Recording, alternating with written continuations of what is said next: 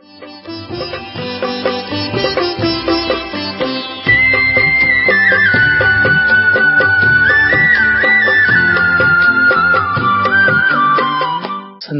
का चक्र किस किस सिद्धांत के आधार पे चलता है। तो इसी संबंध में एक बात कि यदि हम थोड़ी देर के लिए ये मान लें कि बाबा ने इस ड्रामा को सेट किया है, हम जानते हैं ये बना बनाया है, तो इस ड्रामा में बाबा ने विजयी रत्नों को भिन्न भिन्न एरिया में रख दिया है। एक विशेष एरिया में एक विजयी रत्न। उसमें से एक बहुत इम्पोर्टेंट बात ये कि ज्यादा विजयी रत्न भारत में, आप सब जानते हैं भारत को स्वर्ग बनना है, और ऐसे ही बहुत विजयी रत्न अलग अलग देशों में, एक एक कम से कम, कहीं ज्यादा भी। इन विजयी रत्नों की उपस्थिति उस क्षेत्र में आत्माओं को बहुत सुख देगी, बाबा की सेवा वृद्धि को पाएगी, उनके वाइब्रेशंस आत्माओं को प्रोटेक्शन का अनुभव कराएंगे, और विनाश काल में आत्माओं को ऐसा अनुभव होगा कि वो विजयी रत्न फरिश्ते बनकर उनके साथ हैं। उनके साथ की उपस्थिति आत्माओं को वापिस जाने में बहुत मदद करेगी। तो हम सभी का एक लक्ष्य होना चाहिए विजयी रत्न बनना। सबका ही है, बाबा हाथ उठवाता है तो सभी हाथ उठवाते हैं, और हम सबका बहुत स्ट्रांग एम होना चाहिए, हमें विजयी बनना है।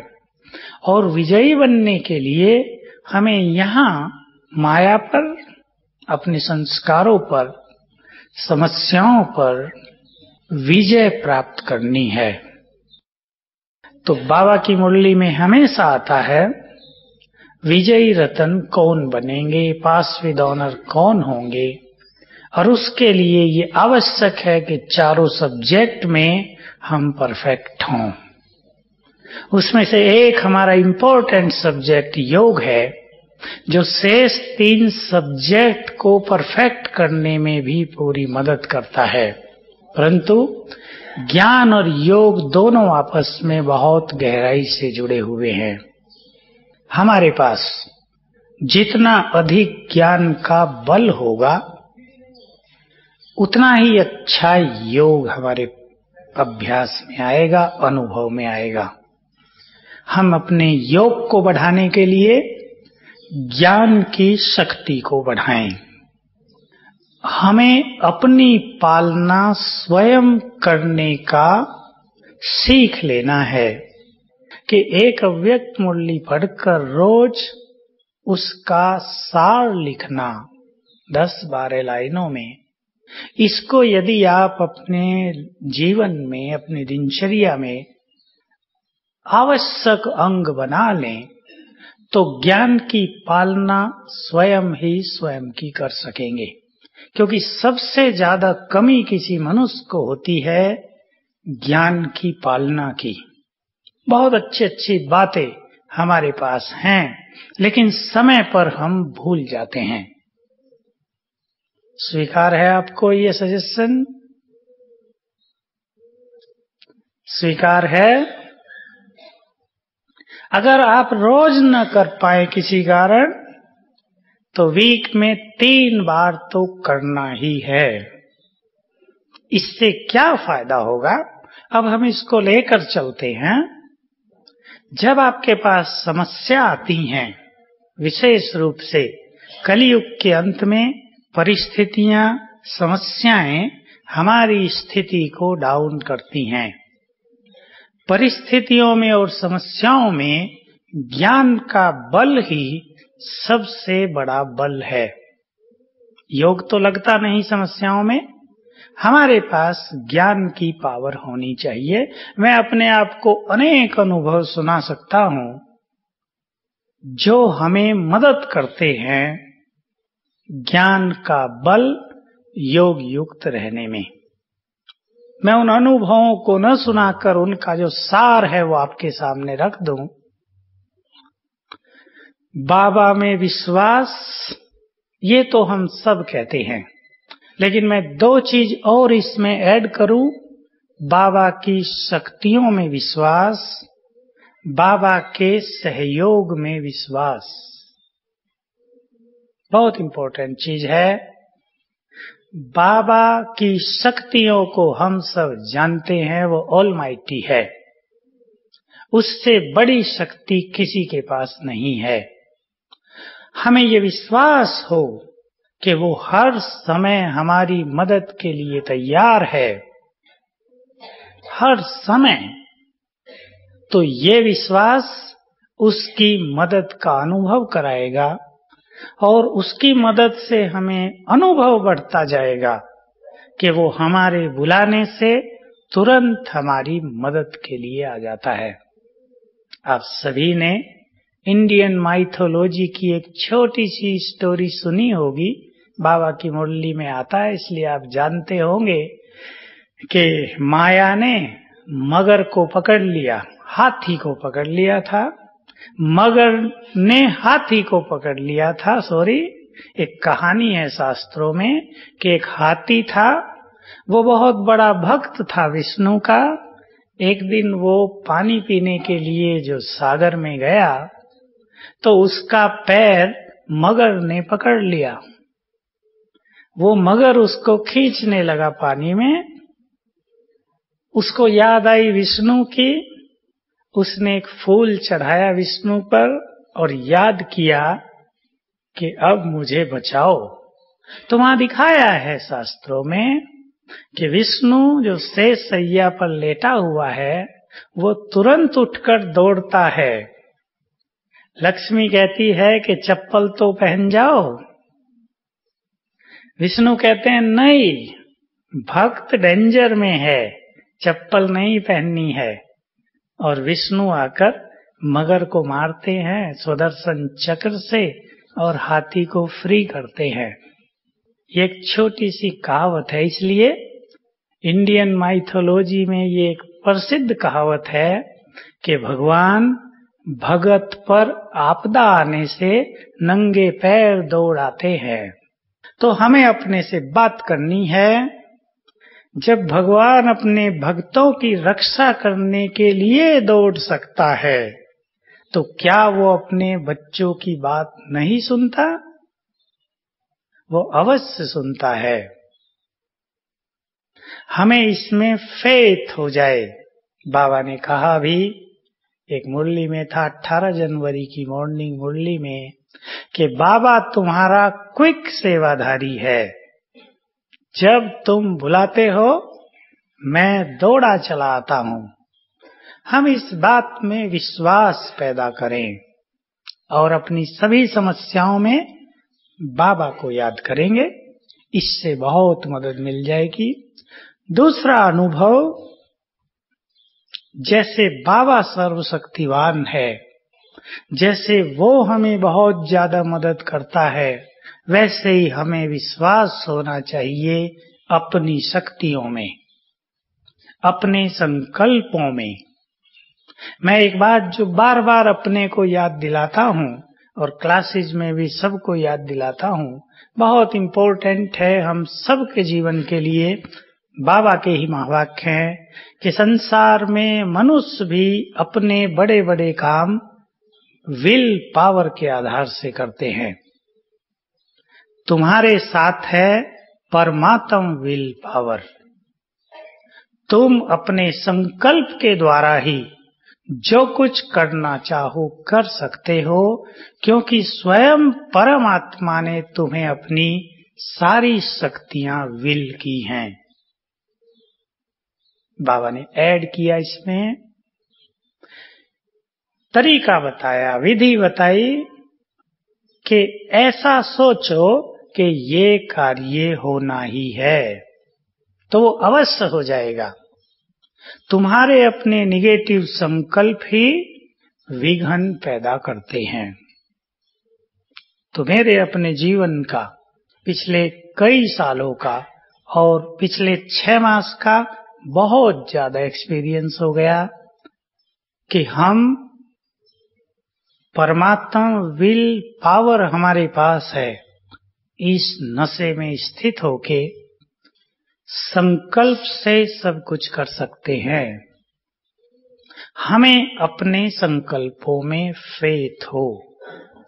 यदि हमारे पास स्वमान है, यदि हम अपने को मास्टर ऑलमाइटी समझते हैं, तो हमारे संकल्प सब कार्य करते रहेंगे।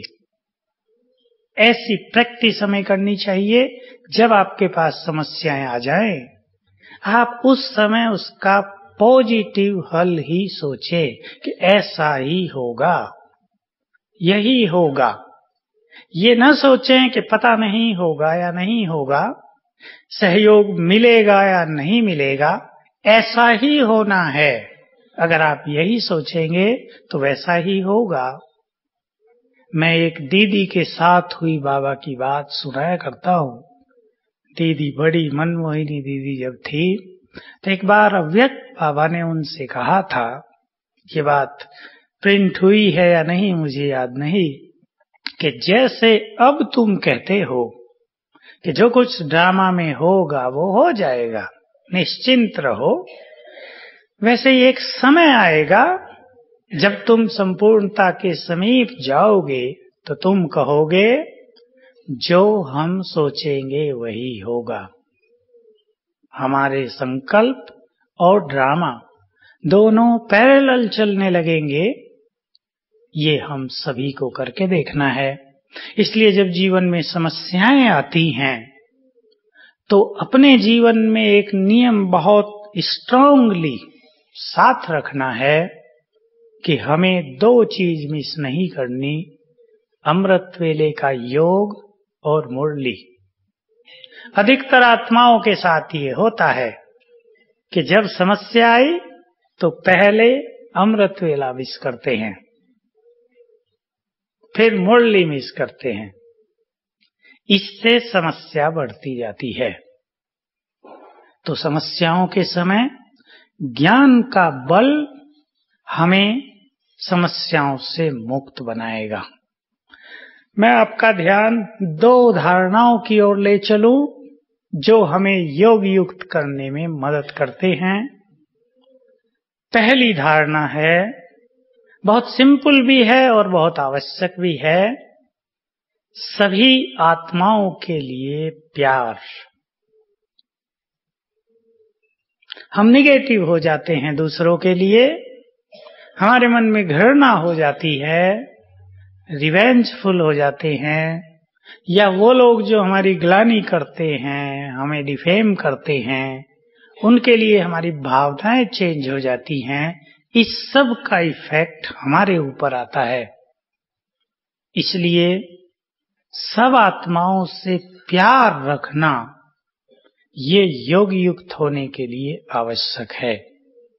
बहुतों का ये प्रश्न होता है आप में से, कोई कहते हैं हमें ब्रह्मा बाबा बहुत प्रिय लगता है, तो दूसरे कुछ कहते हैं हमें शिव बाबा से तो योग अच्छा लगता है लेकिन ब्रह्मा बाबा से कोई फीलिंग नहीं होती।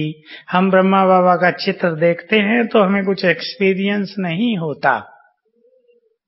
ब्रह्मा बाबा से हमारा प्यार है, ये वास्तव में स्थूल चीज नहीं है कि हम बाबा का फोटो रख लें, जेब में फोटो रख के घूमें, अपने कमरे में, किचन में, सब जगह बाबा का फोटो चिपका दें और हम समझें हमारा ब्रह्मा बाबा से बहुत प्यार है, या बाबा के चित्र को देखकर हमें कोई फीलिंग हो तब हम समझें हमारा बाबा से बहुत प्यार है। हम इस सब से ऊपर की सोचें, बाबा से प्यार अर्थात उसके द्वारा रचे गए यज्ञ से प्यार। अगर हमारा यज्ञ से बहुत प्यार है, अगर हम यज्ञ की सेवा के लिए बहुत ज्यादा इच्छुक हैं, तो ये हमारा प्यार ब्रह्मा बाबा के लिए है। ब्रह्मा बाबा का ब्राह्मण परिवार है, यदि हमारा ब्राह्मण परिवार से प्यार है तो ये प्यार हमारा ब्रह्मा बाबा के लिए है। यदि हम ब्रह्मा बाबा को फॉलो करते हैं तो ये हमारा उससे प्यार है। प्यार को हम इस स्वरूप में देखें, फोटो के रूप में नहीं। उसके फोटो से हमें कुछ फीलिंग हो ऐसा नहीं, क्योंकि हमारी सभी फीलिंग्स एक विशेष बात पर भी डिपेंड करती हैं कि हम अपने 84 जन्मों में किस आत्मा के साथ ज्यादा रहे हैं, किसके साथ कम, किसके साथ हमारा अच्छे कर्मों का नाता रहा है, किसके साथ पाप कर्मों का नाता रहा है। इसलिए हमें ब्रह्मा बाबा से अपने प्यार को सूक्ष्म रूप से ही परखना चाहिए। हम तो ऐसा समझते हैं कि कोई भी बाबा का बच्चा ऐसा नहीं दिखता जिसका ब्रह्मा बाबा से बहुत प्यार न हो। सबका ही होता है, उसे केवल समझने की आवश्यकता है। इसलिए ये सोचकर कि ब्रह्मा बाबा से हमें कोई फीलिंग नहीं हो रही, हमें अपनी फीलिंग्स को निगेटिव नहीं कर देना चाहिए। हम सबका बाबा से बहुत प्यार है ही। तो अपने योग को बढ़ाने के लिए हमें सब आत्माओं से प्यार रखना आवश्यक है। जो ब्राह्मण हैं उनके प्रति यदि हम प्यार बढ़ाना चाहते हैं तो हमें उन्हें स्वमान की नजर से देखना चाहिए। ये महान आत्मा हैं, ये वही इष्ट देव देवियां हैं जिनकी मंदिरों में पूजा हो रही है। हम उनके वर्तमान कर्मों को देख लेते हैं, हम उनके वर्तमान स्थिति को देख लेते हैं, इसलिए हमारे मन का प्यार खत्म हो जाता है। ये महान हैं। अगर हमें इस बात की परख हो कौन महान है, तो हम वास्तव में ब्राह्मणों को महानता की नजर से देख सकते हैं। जो स्वयं महान हैं वही दूसरों की महानताओं को जान सकते हैं। जो खुद महान नहीं हैं उन्हें दूसरों की महानताओं में भी कमियां नजर आती हैं। इसलिए ब्राह्मणों के लिए हम ये दृष्टि रखें, ये सभी आत्माएं महान हैं। मैं अपना एक छोटा सा अनुभव सुनाया करता हूँ। एक बार मधुबन के भाई बहने अव्यक्त बाबा से मिल रहे थे। अच्छा समय बाबा दे रहे थे, 3-3 मिनट 5-5 मिनट एक एक को सभी मिल रहे थे, सभी सुन रहे थे। जो मिलने जाता था उसे बाबा क्या कह रहा है सब सुन रहे हैं। एक बहुत सुंदर घटना, एक आत्मा बाबा से मिलने गई जिसका चार्ट और रिकॉर्ड अच्छा नहीं था। बैठे हुए सभी सोच रहे थे कि बाबा इसे क्या कहेगा, कि बाबा इसे डांटेगा, कुछ शिक्षा देगा, कुछ कहेगा इसे और हम खुश होंगे। हम खुश होते हैं ना जब किसी को ऐसी शिक्षाएं मिलती हैं। उसकी स्थिति अच्छी नहीं रहती थी, लेकिन जब वो आत्मा बाबा के पास पहुंची तो बाबा ने तो उससे पूछा, अपने को इस संसार में सबसे अधिक भाग्यशाली समझती हो? भगवान के सामने बैठी हो, तुमसे अधिक भाग्यवान को और कौन होगा? भगवान के घर बैठी हो, तुमसे अधिक भाग्यवान और कौन होगा? बाबा ने उसकी भाग्य की महिमा कर दी। हम सब देखते ही रह गए। हमने सोचा था बाबा इसको कुछ कहेगा जरूर, ये कड़वा बोलती है, दुख देती है दूसरों को, सेवा नहीं करती। तो मैंने उस दिन से अपने को चेंज किया कि हम किसी भी आत्मा के वर्तमान स्वरूप को देखते हैं और बाबा उसके संपूर्ण महान स्वरूप को देखता है। इसलिए उससे सब प्यार करते हैं, हमसे कम करते हैं। हमें यदि बाप समान बनना है तो हम भी दूसरों की महानताओं को समझ लें। सब में महानताएं हैं, किसी में छुपी हुई हैं, किसी में प्रत्यक्ष है।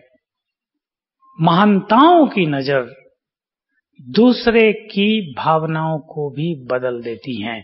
आप एक्सपेरिमेंट करके देख सकते हैं।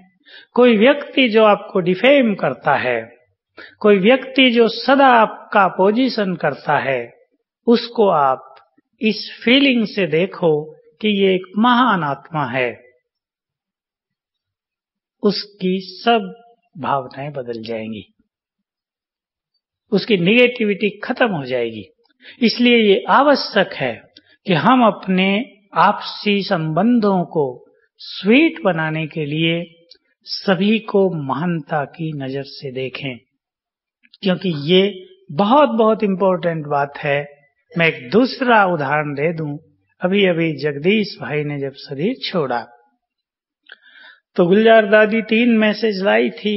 उसमें सेकंड मैसेज में दादी ने एक प्रश्न किया बाबा से कि बाबा, कई ब्राह्मण बच्चे कहते हैं कि हमारे कई ब्राह्मण बच्चों का हाल तो अज्ञानियों से भी खराब है। सीधा प्रश्न पूछा उन्होंने। बाबा ने इसका बहुत अच्छा उत्तर दिया। बाबा ने कहा कि तुम सब आत्माओं का, ब्राह्मणों का जन्म जन्म का कर्मों का हिसाब ब्राह्मण आत्माओं से ही तो है, अज्ञानियों से तो नहीं है। तो तुम्हें चुकतू भी तो इनके साथ ही करना है, अज्ञानियों के साथ नहीं। इसलिए संबंधों में जो कड़वाहट है, जो बंधन है, वो ब्राह्मणों के बीच में ही तो होगा, क्योंकि कर्मों का बंधन तुम्हारा आपस में है। कर्मिक अकाउंट एक दूसरे के साथ जुड़ा हुआ है। तो इस कर्म के बंधन को काटने के लिए, हमारे संबंधों में जो कड़वाहट रहती है, इसको समाप्त करने के लिए आप इन 2 चीजों का प्रयोग कर लें, स्नेह और स्वमान की दृष्टि। इससे भावनाएं श्रेष्ठ हो जाएंगी और आपसी संबंध बहुत अच्छे हो जाएंगे।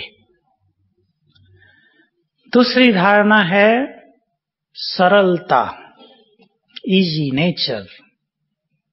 हम जितने सरल चित्त बनेंगे उतना ही योग सहज होगा। कर्म करते हुए, दूसरों से बात करते हुए, जिम्मेदारी संभालते हुए, सेवाएं करते हुए हल्के रहने की प्रैक्टिस करें। मैं जब यज्ञ में आया तो पहले ही साल में बाबा जब अव्यक्त हुए 69 में, तो बाबा की इस सब्जेक्ट पर कई मुरलियां चली, सरलता। और उसमें मेरी एक बात समझ में आ गई कि जो सरल चित्त हैं उनकी संकल्प शक्ति वेस्ट नहीं होती, इसलिए वो शक्तिशाली बन जाते हैं। जो शक्तिशाली हैं वही सरल चित्त रह सकते हैं, जो कमजोर हैं वो अलबेले हो जाते हैं और उसको सरलता समझ लेते हैं। सरलता, हल्का रहना, किसी बात में परेशान न होना, कोई भी जिम्मेदारी भारी न कर दे हमें, हमारे बहुत संकल्प न चलने लगे, ऐसा सरल चित्त होने से हमारी शक्तियां बच जाती हैं और हम सहज योग युक्त रह सकते हैं। अब एक तीसरी बहुत इंपॉर्टेंट धारणा पर भी मैं आपका ध्यान खिंचाऊं, जिसकी हमें बहुत बहुत जरूरत है, न केवल अपने लिए लेकिन संपूर्ण ब्राह्मण परिवार में हम एक लहर फैला दें त्याग की। त्याग, बिना त्याग के कोई भी तपस्या नहीं कर सकता। अभी अभी हम एक मुरली सुनाए हैं, आपने भी सुन ली होगी, रिवाइज अव्यक्त मुरली, कि वो सेवा जिसमें त्याग और तपस्या न हो फलीभूत नहीं होती। वो सेवा नहीं होती जिसमें त्याग और तपस्या न हो। त्याग का अर्थ हमारा वो त्याग नहीं जो सन्यासियों का त्याग है, लेकिन हमें जिन चीजों का त्याग करना है वो अब काफी सूक्ष्म हैं।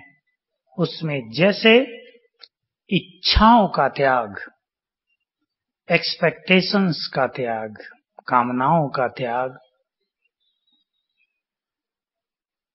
मैं एक चीज कहा करता हूं सदा ही कि मैंने अपने इस जीवन में एक चीज को सूक्ष्मता से देखा, और वो ये थी कि सभी धर्मों का पतन क्यों हुआ।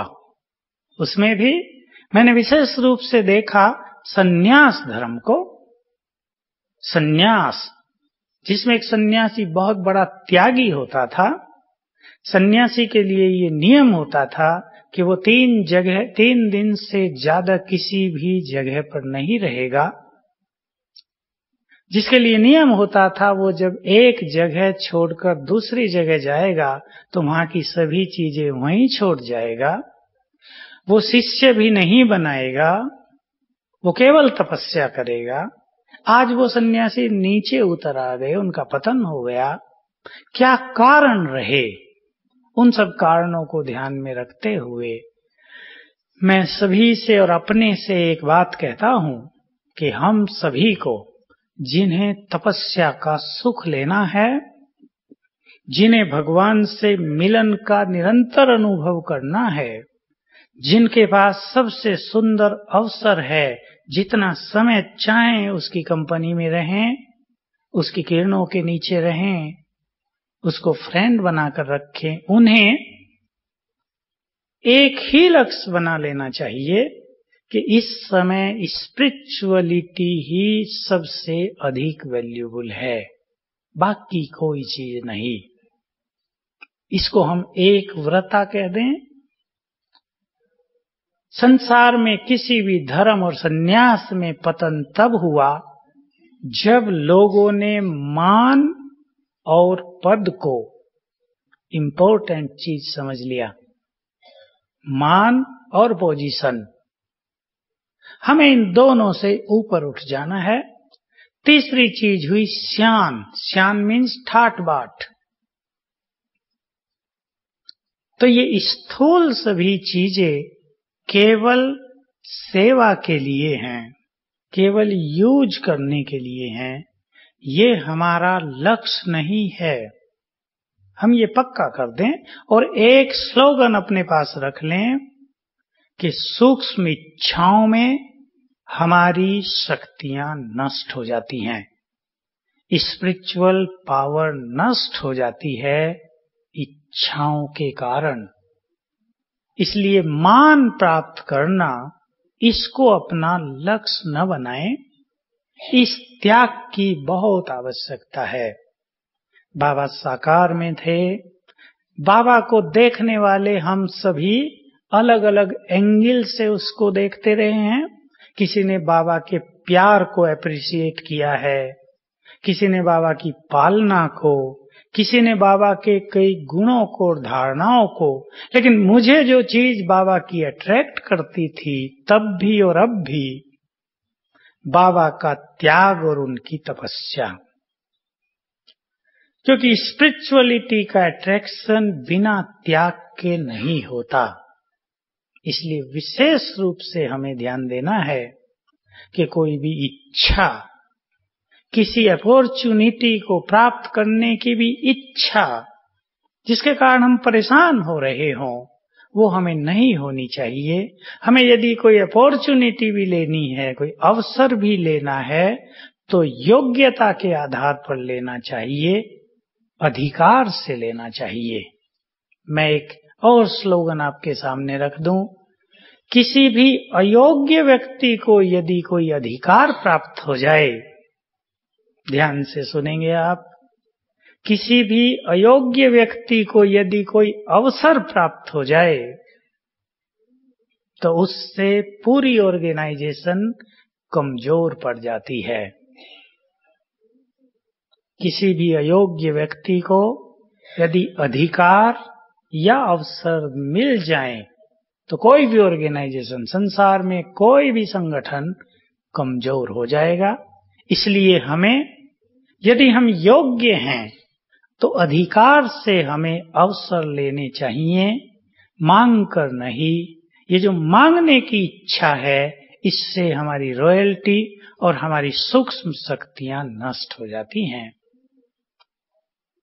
त्याग पर हम सभी ध्यान दें। हम किन किन सूक्ष्म चीजों का त्याग करते हैं। इसलिए बाबा की बहुत सारी अव्यक्त मुरलियां, साकार मुरलियां वैराग पर चली हैं। जितना अच्छा वैराग, उतना सहज त्याग, उतनी अच्छी तपस्या। अब एक और बात पर हम आ जाएं। जब हम कर्म क्षेत्र पर होते हैं तब हमारा योग टूट जाता है। इसके 2-3 कारणों पर हम ध्यान दें। एक बहुत बड़ी और नेचुरल चीज सारे संसार में है, हर मनुष्य कर्म करते हुए कर्म कॉन्शियस हो जाता है। अब ये काम करना है, इतनी देर में करना है, इसके बाद ये करना है, उसके बाद ये करना है। अब देखिए, यदि आपको टाइम दे दिया जाए कि आधे घंटे में एक काम करना है, तो मनुष्य कर्म कॉन्शियस हो जाएगा। और अगर पूरे दिन की प्लान हो कि आधे घंटे के बाद ये काम, फिर 1 घंटे के बाद ये काम, फिर 2 घंटे के बाद ये काम, तो कर्म कॉन्शियस पूरी तरह हो जाएगा। हमें कर्म कॉन्शियसनेस से ऊपर निकलना सीखना है। कर्म के क्षेत्र में ये 2 बात मैं कहूंगा आपको।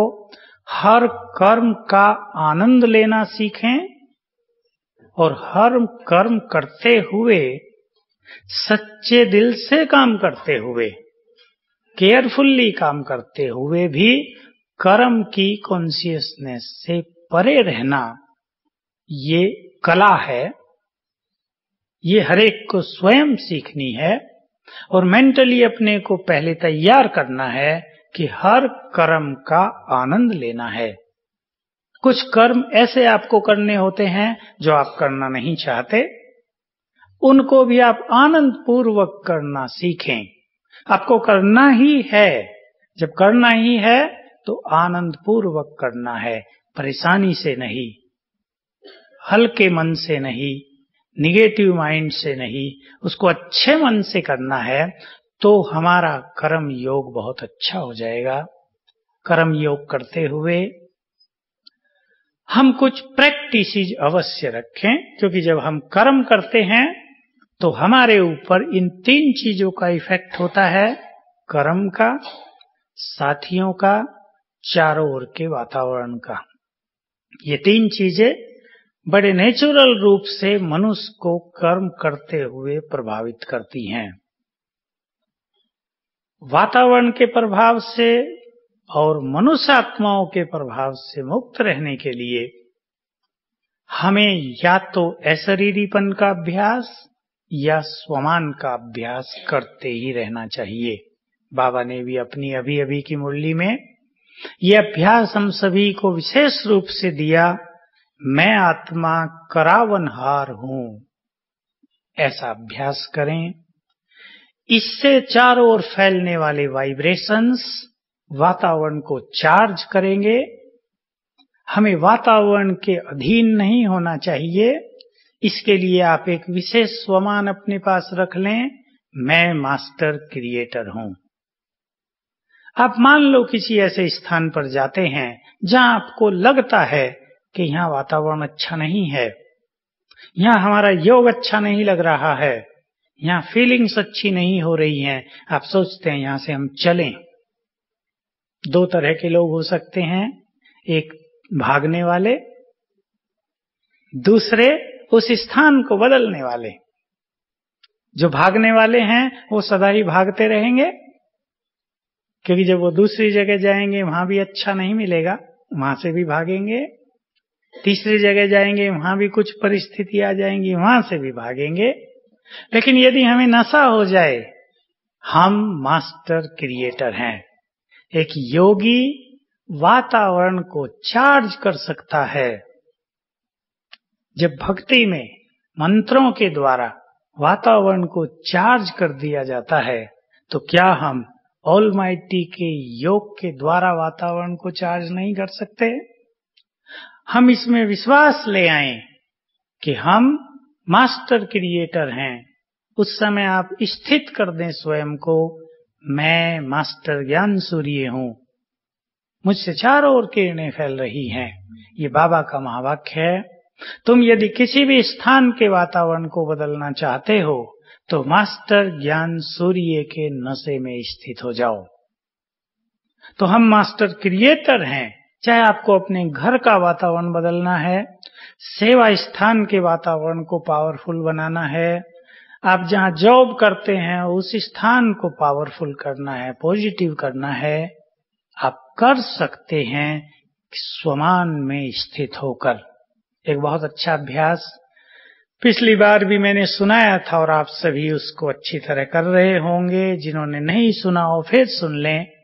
बाबा की मुरली में आया, साकार मुरली में, शायद 18 जनवरी को ही था, मॉर्निंग में या उससे एक दिन पहले। तो आत्मा की सकाश से ही शरीर चलता है। मैं आज तक ये बात सबको कहता आता था। मुझे लगता था कि पता नहीं मैं ठीक कहता हूं या नहीं, पर उस दिन बाबा की मुरली में आ गया तो मैंने उस दिन से एक बहुत अच्छा अभ्यास किया और बहुतों को मैं आज तक ये अभ्यास सिखाता रहा था, डिवाइन हीलिंग। ये डिवाइन हीलिंग क्या है? और मैं ये देख चुका हूं कि मुझे ऐसा लगता है कि मेडिकल साइंस यहीं पहुंच जाएगी कि तुम केवल आत्मा से वाइब्रेशंस देकर ही पूरे शरीर को ठीक कर सकते हो। बहुत चीजों पर तो पहुंच चुकी है मेडिकल साइंस, संकल्पों के वाइब्रेशन से, खुशी के वाइब्रेशन से, आनंद के वाइब्रेशन से हम अपने लीवर को, हार्ट को, स्प्लीन को ठीक कर सकते हैं। लेकिन बाबा ने कहा कि आत्मा की सकाश से ही शरीर चलता है। हम अभ्यास कर लें, मैं आत्मा यहाँ हूँ और मुझसे निकले हुए वाइब्रेशंस, सकाश सारे शरीर में फैल रही है। बहुत अच्छा अनुभव होगा। कंसंट्रेशन इससे बहुत सहज होता है। मैंने बहुतों से ये अभ्यास करा के देखा तो सबका एक अनुभव बहुत अच्छा था कि ये करने से कंसंट्रेशन बहुत इजी हो जाता है। तो सभी एक ये अभ्यास करें। कर्म के समय कोई न कोई अभ्यास चलता रहे जरूर। मैं एक पुरुषार्थ की बात सजेस्ट करता रहता हूं सबको। पर्सनली मैंने बहुतों को बताया है वो बात कि हमेशा उन्नति को पाने के लिए हम सब जानते हैं कि चार्ट हम सभी रोज नहीं लिख पाते, उसके बहुत सारे कारण हैं। लेकिन चार्ट की एक ऐसी सुंदर विधि है जिसको हर आत्मा रोज लिख सकती है, वो है 1 पॉइंट चार्ट। 1 पॉइंट चार्ट, केवल एक पॉइंट, लेकिन एक दिन के लिए। हम अपनी मेंटल स्टेट के आधार से ये जानते हैं कि हमारे मन को वैरायटी चाहिए। एक ही चीज का हम रोज, साल, महीनों अभ्यास नहीं कर सकते। तो हम एक पॉइंट का चार्ट बनाएं और चार्ट भी ऐसा बनाएंगे कि हम ये फिक्स कर ले मॉर्निंग में ही कि इस एक पॉइंट का अभ्यास आज हमें इतनी बार करना है। शाम को जस्ट नोट कर लें। दूसरे दिन दूसरी पॉइंट, तीसरे दिन तीसरी पॉइंट। मैं आपको अभी के अपने पिछले 2 अनुभव सुना दूं। हम लोग वीकली प्रोग्राम बना लेते हैं अपने पुरुषार्थ का, हमारा ग्रुप में। तो पिछली बार ग्रुप में अभ्यास था, हमने उसमें 2 पॉइंट रखे थे। मैं मास्टर ऑलमाइटी हूं और उसका एक विजन कि मेरे अंग अंग से शक्तियों की रंग बिरंगी किरणें फैल रही हैं। ये सब बाबा के मैसेज में आता रहता है, उस आधार पे हमने बनाया। और शिव बाबा ऑलमाइटी मेरे सिर के ऊपर छत्र है और इसका अभ्यास हमें 25 बार सारे दिन में करना है। इस वीक का अभ्यास जिसको हम बहुत एंजॉय कर चुके हैं, कर रहे हैं, मैं फरिश्ता हूं और मेरे ऊपर बाबा से पवित्रता की सफेद किरणें पड़ रही हैं। और इसको हमें अभ्यास करना था 108 बार रोज। बहुत इंटेंसिव तपस्या रही है। कैसे करना है वो मैं आपको एक जो हमने प्लान बनाया वो सुना देता हूं। उस अनुसार आप प्लान बना लें अपना। आप हंसेंगे भी उस बात पर। पहला अभ्यास था कि सारे दिन में हम कुछ भी पिएंगे, पानी, चाय, दूध, कॉफी, हर ड्रिंक पर 2 बार अभ्यास करेंगे। मैं फरिश्ता हूं, प्योर किरणों के नीचे हूं। ट्रैफिक कंट्रोल 7 बार बजता है, 7 बजे से लेकर रात के 9:30 तक। हर ट्रैफिक कंट्रोल पे 3 बार हम अभ्यास करेंगे। मैं फरिश्ता हूं पवित्र किरणों के नीचे। 3 बार भोजन खाते हैं, हर भोजन पर 5 बार अभ्यास करेंगे। स्नान पर 5-5 बार करेंगे। अमृत वेले योग में 10 बार, मुरली के समय 10 बार, हर क्लास सुनते हुए 10 बार, इवनिंग में ऐसे ही 25 बार, और जिसका जो जो कर्म है उसमें ऐसे ही डिवाइड कर लिया। हर कर्म में 1, 2, 3 बार अभ्यास करेंगे। तो सभी ने बहुत अच्छा किया, एक सहज प्रैक्टिस हो गई। और ये अनुभव हो गया कि जब हम कर्म में कोई एक प्रैक्टिस करते रहते हैं तो उसका सबसे बड़ा फायदा हम सभी व्यर्थ संकल्पों से मुक्त रहते हैं। जो एक बहुत बड़ी प्रॉब्लम है व्यर्थ संकल्पों से मुक्त होना, वो हम स्वतः ही हो जाते हैं। और दूसरी एक चीज और, ऐसा कोई भी अभ्यास करने से पास्ट भूल जाता है, क्योंकि पास्ट को भुलाना भी बहुत इंपॉर्टेंट है। और अनेक आत्माओं के लिए पास्ट की याद एक बड़ी समस्या है। पास्ट को हम पूरी तरह भूल जाएं तो ही हम वर्तमान का आनंद ले सकते हैं। पास्ट अगर हमारे ऊपर छाया हुआ है तो हम अपने वर्तमान क्षणों का आनंद नहीं ले पाते हैं। इसलिए 1 पॉइंट प्रोग्राम आप बना लें अपनी दिनचर्या में, इससे आपको बहुत बहुत फायदा होगा। हो सकता है, बन सकता है 1 पॉइंट प्रोग्राम जब आप लौकिक जॉब में हैं तब। ठीक है, मैं आपके सामने एक छोटा सा प्रोग्राम, अभी हमारे बाबा से मिलने के लिए 3 दिन हैं।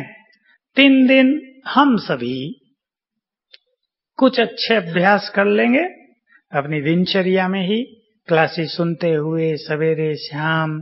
तो मैं आपको कुछ चीजें सजेस्ट कर देता हूं, वो आप अभ्यास करेंगे। आपने ध्यान दिया होगा कि जनवरी से ही बाबा की मुरलियों में, साकार मुरलियों में और अव्यक्त मुरली में निराकार स्टेज की बात बहुत आ रही है। मैं निराकार हूं। तो हम सभी 3 दिन तक एक अभ्यास करेंगे, मैं निराकार आत्मा हूं, भ्रकुटी में हूं। संकल्प देंगे अपने को, हमें कुछ संकल्प अवश्य देने होते हैं। मैं इस देह की मालिक हूं, कर्मेंद्रियों की राजा हूं, मुझसे चारों ओर किरणें फैल रही हैं। और हम इस फीलिंग तक चलेंगे कि जैसे शरीर हमको है ही नहीं, केवल मैं आत्मा निराकार। जैसे शिव बाबा है निराकार, ठीक वैसे ही मैं आत्मा निराकार। एक छोटी सी कमेंट्री अपने को देते रहेंगे। ऐसा अभ्यास अपनी दिनचर्या में 20 बार अवश्य कर लेंगे, और हर बार कम से कम 10 सेकंड हो, 10 से 30 सेकंड तक, 1 मिनट तक आप ऐसे ही मैनेज कर लें। अमृत वेले 5 बार, मुरली के समय 5 बार, हर क्लास के समय 5 बार, ऐसे ही रात्रि के समय 5 बार, तो इजी आपकी ये प्रैक्टिस हो जाएगी। जोड़ दें फिर दूसरी प्रैक्टिस इसमें। जब आपको ये प्रैक्टिस अच्छी होने लगे तो मैं फरिश्ता हूं, लाइट के शरीर में हूं, यहां आत्मा और शरीर प्रकाश का वाइट, दोनों क्लियर आपको दिखें, क्लियर विजन आ जाए आपके पास। और योग जोड़ देंगे इससे कि सर्वशक्तिवान की या ज्ञान सूर्य की किरणें निरंतर मुझ पर पड़ रही हैं। ये 3 प्रैक्टिस हैं, तीनों एक साथ कर लेनी है आपको, बहुत आनंद आ जाएगा। बैठ के भी आप कर सकते हैं। बैठ के ऐसे आप प्लान कर लें जैसे इस सवेरे क्लास पूरी हो, आप 5 मिनट बैठ जाएं। इस समय की क्लास में आ रहे हैं उससे पहले 5 मिनट करें।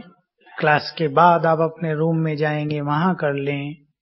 उठ कर आते हैं चाय पर, वहां करें। ऐसे एक प्लान आप बनाएं अपने योग को श्रेष्ठ बनाने के लिए।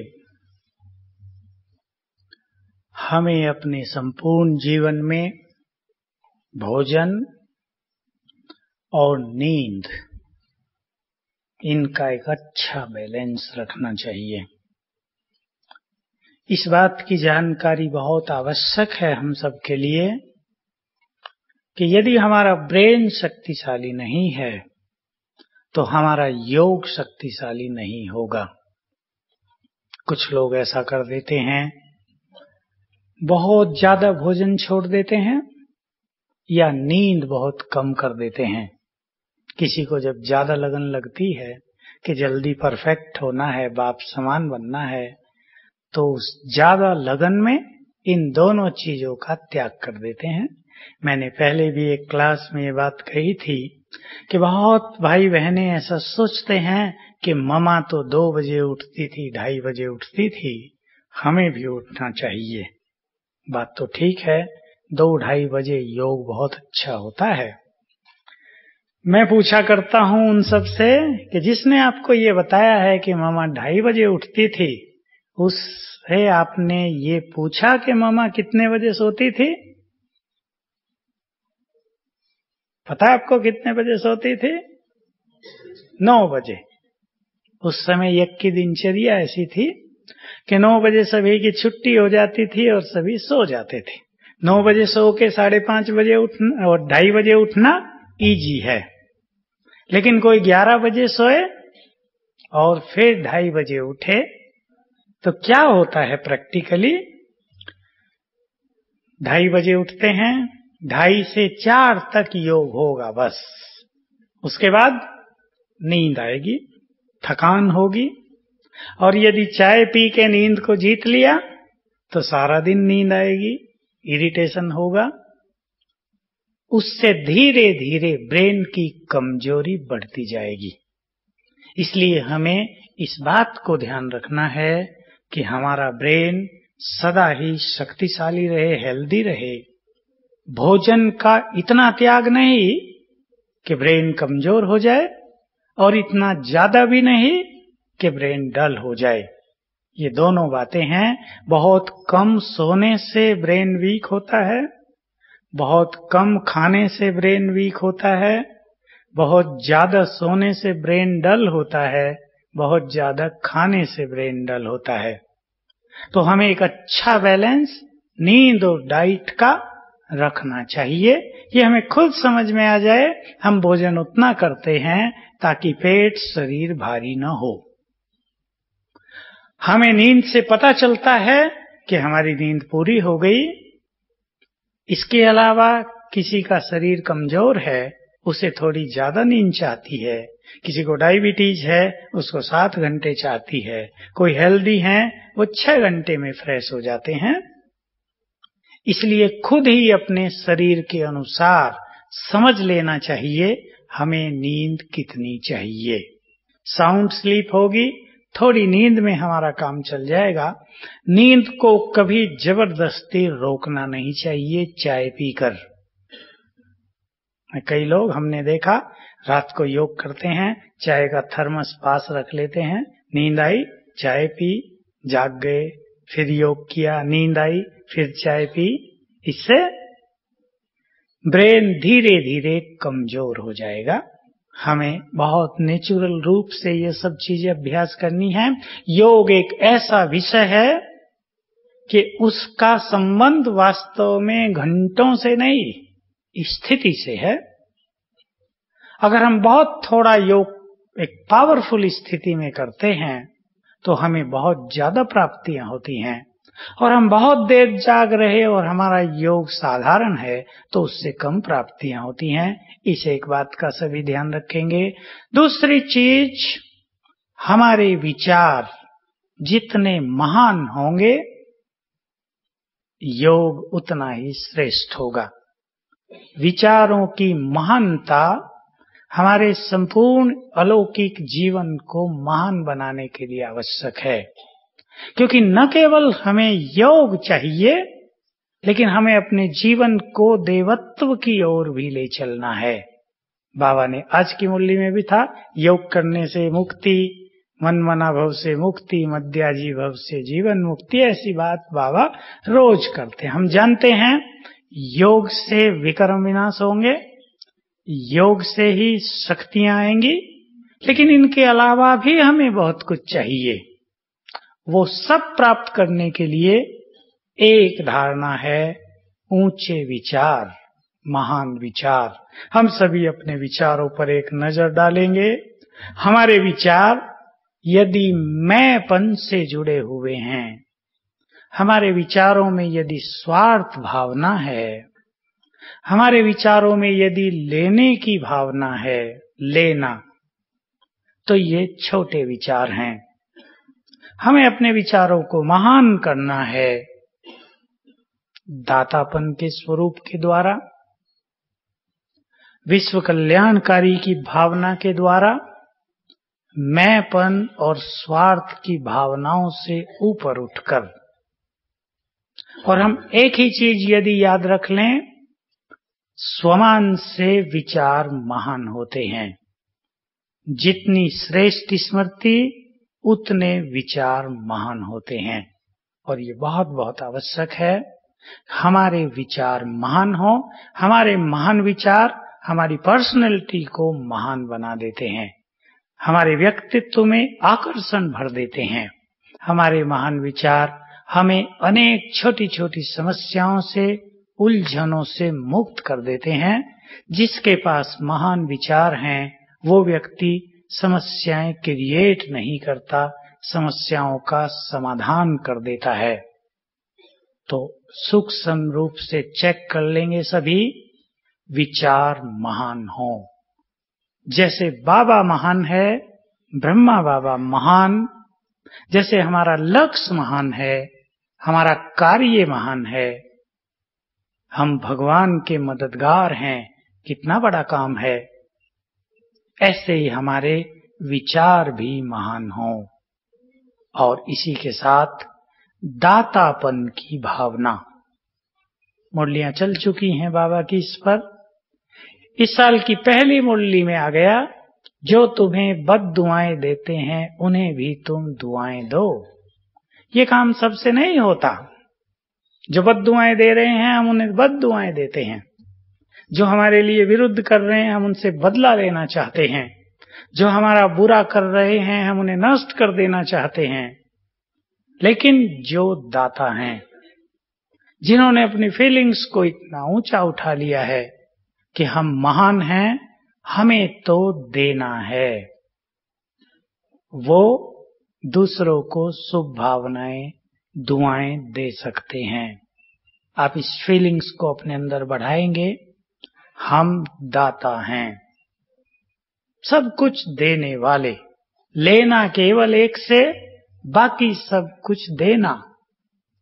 भावनाएं भी अच्छी देनी है, प्यार देना है आत्माओं को, शांति भी देनी है,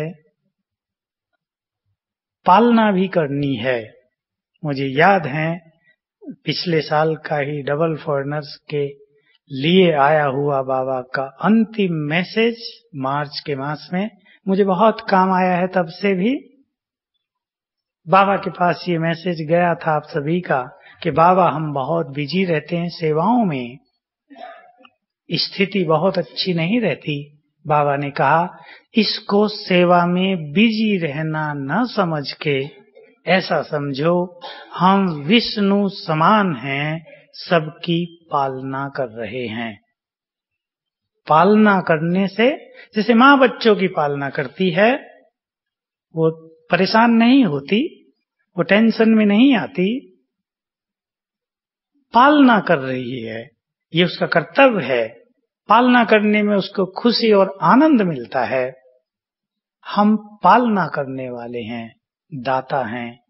इस फीलिंग को यदि हम अपने अंदर बढ़ाएंगे तो हमारे संकल्प भी महान हो जाएंगे और हमारा योग भी बहुत सुंदर हो जाएगा। अब हम योग करेंगे, लेकिन इससे पहले एक छोटी सी कहानी सुना देता हूं आपको, 1-2 मिनट की। इंडिया की कहानी है। भारत की हिस्ट्री में एक बहुत प्रसिद्ध राजा हुए हैं, राजा भोज। बड़े गुणवान, चरित्रवान और शक्तिशाली। तो एक बार राजा भोज ने सोचा कि देश में बहुत लोग गरीब होते हैं, मैं अपनी सारी धन संपत्ति दान कर दूं। उसने दान करना शुरू किया। तो उसके मंत्री ने सोचा कि राजा भोज तो दृढ़ संकल्प वाले हैं, वो अपना सब कुछ दान कर देंगे, मुझे इन्हें रोकना चाहिए। तो मंत्री ने सामने की दीवार पर लिखा दिया कि मनुष्य को इमरजेंसी के लिए अपने पास कुछ पैसा बचाकर अवश्य रखना चाहिए। भोज ने पढ़ा, समझ लिया मंत्री ने लिखाया है। मंत्री ने उस स्लोगन के नीचे दूसरा स्लोगन लिखा दिया कि जिसका भाग्य श्रेष्ठ हो उसके पास इमरजेंसी आती नहीं। मंत्री ने सोचा है तो काम नहीं चला। राजा भोज ने दान चालू रखा। अगले दिन मंत्री ने सोचा, एक स्लोगन और लिखा दिया कि कभी भाग्य बिगड़ जाए तो उसके लिए मनुष्य को कुछ संपत्ति अपने पास रखनी चाहिए। राजा भोज ने फिर पढ़ा, सोचा कि मंत्री बहुत होशियार है। राजा भोज ने एक स्लोगन फिर लिखा दिया कि यदि भाग्य ही बिगड़ जाए तो संपत्ति काम नहीं आती। अब मंत्री सोचने लगा कि भाई राजा भोज तो बहुत बुद्धिमान भी है। उसने अपनी सब धन संपत्ति दान कर दी, फिर आ गई उसके पास। तो हम सभी दाता हैं, महान हैं, हमारा भाग्य सबसे महान है, स्वयं भाग्य विधाता ही हमारा है, इसलिए हमें अपने भविष्य की चिंता नहीं करनी चाहिए। ओम शांति। छोटी सी कमेंट्री और योग। 15 मिनट फुल कंसंट्रेशन, एक भी संकल्प इधर उधर नहीं। हम सभी दाता हैं, हमारी वाइब्रेशंस संसार के लिए बहुत बड़ा सहारा है। हमें अपने श्रेष्ठ वाइब्रेशन से सारे संसार की पालना करनी है। चलें, मैं निराकार आत्मा, मुझसे चारों ओर शक्तियों की किरणें फैल रही हैं। मेरे शरीर में भी और चारों ओर।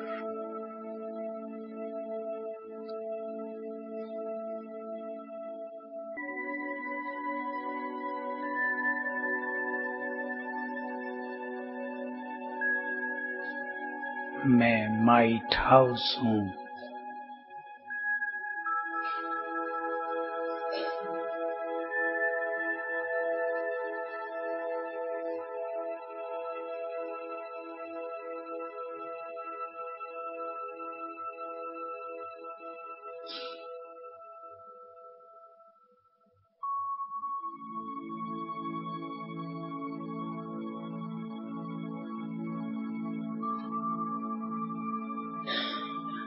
मास्टर ऑलमाइटी हूँ।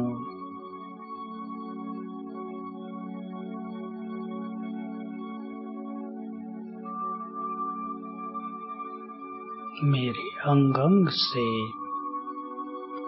चारों ओर शक्तियों की किरणें फैल रही हैं।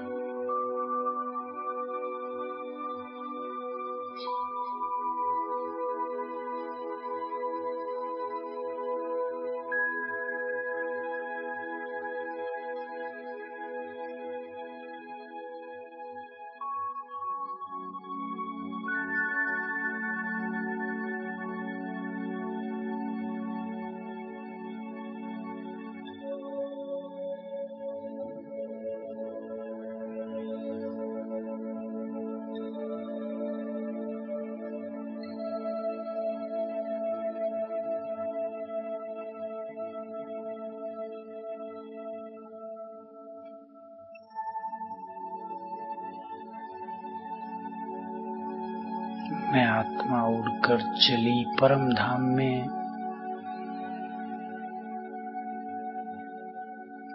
सर्वशक्तिवान से कंबाइंड